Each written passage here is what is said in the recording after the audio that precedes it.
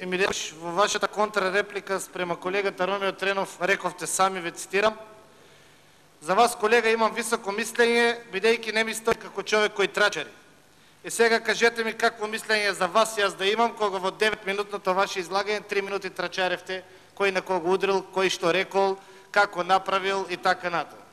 Господин Емилијан Станковиќ, наместо да се смеете, гледајте си вие вашата работа во СДСМ, оставете го ВМРО ДПМН да си ги решава своите проблеми.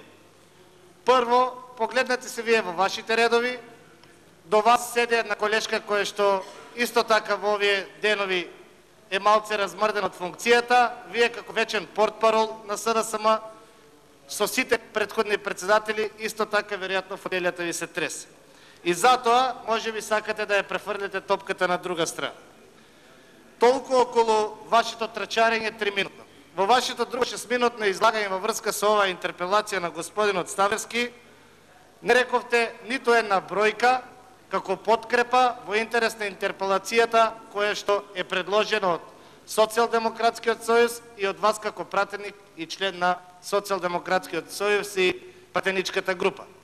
Единствено нешто кое што зборувавте беа голи флоскули, веќе по 100 пати чуени, проблемите внатрешни на ВМРО ДПМН, проектот Скопје 2014, проектот гасификација, ТЕЦ Неготино и така натаму и така натаму. Ево јас ве прашувам јавно, дали ТЕЦ Неготино се продаде на бугарската фирма? Ке било вака, ке било онака, приказки, не знам какви не слушнав од вас цел ден. ТЕЦ Неготино и ден денеска си е ладна резерва на Република Македонија. И е во собственост на Република Македонија.